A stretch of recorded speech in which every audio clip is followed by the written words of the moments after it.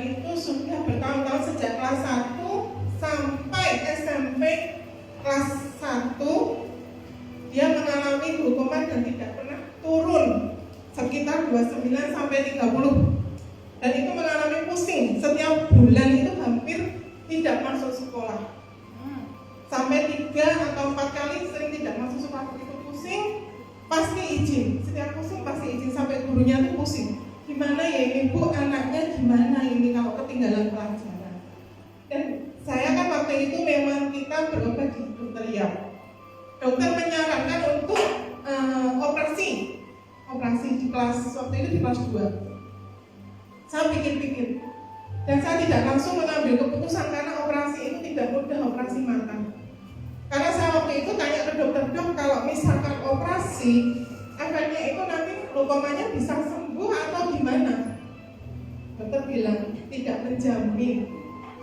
Kalau gagal ya buta, kalau berhasil ya berhasil. Dia sudah berkata begitu. Saya pikir-pikir lagi, anak saya stres waktu itu karena mendengar mau operasi. Wah, saya ini gimana ini? Akhirnya dokter menyarankan, Bu, gimana kalau saya suntik aja, pakai suntikan untuk mengurangi kadar air di mata, karena itu kan kelebihan kadar air di mata. Nah, itu akhirnya, wah, kalau disuntik-suntik itu kan mata ya, karena saraf mata itu kan tidak terlihat, kecil-kecil sekali ya. Di situ, dok, saya minta solusi yang lebih baik lagi gimana? Misalnya hanya kita tes setiap 2 minggu sekali atau 1 bulan sekali, pasti kontrol dan pasti ditetes dengan obat. Tidak hanya 1 tetes mata, tapi sampai 2 dan 3 tetes mata waktu itu. Dan kadarnya pun tidak menjamin turun, malah kadang naik, pernah sampai 32. Kadarnya itu sampai 32. Dan saya di SMP, anak saya menjelang masuk SMP, saya dipertemukan dengan Pak Oki. Saya di WA, Mbak mau nggak ikut donasi, gitu kan? Saya ajukan. Akhirnya saya, wah ini benar atau enggak ya? Nah gitu kan, wah benar atau enggak ini? Saya masih agak ragu gitu. Tapi dengan berjalannya saya pikir-pikir lagi, Pak Oki itu mengejar saya terus. Mbak gimana, mau jadi mengajukan ini enggak, untuk pengajuan donasi enggak, nanti dapat untuk kacamata itu.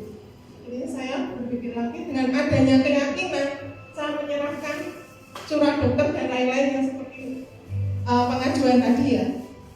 Dalam waktu itu sekitar 2 mingguan kacamata itu di ACC dan anak saya menerima donasi kacamata itu.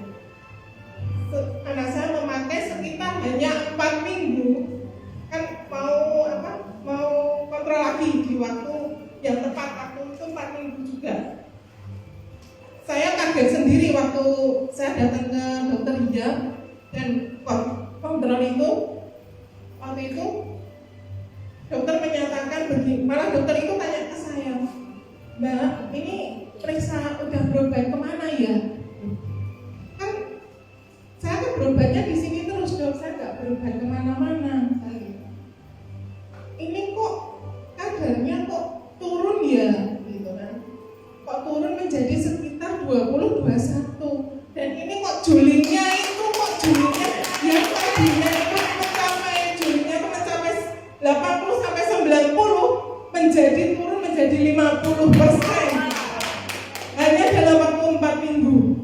Saya bilang luar biasa sekali kacamata JP ini.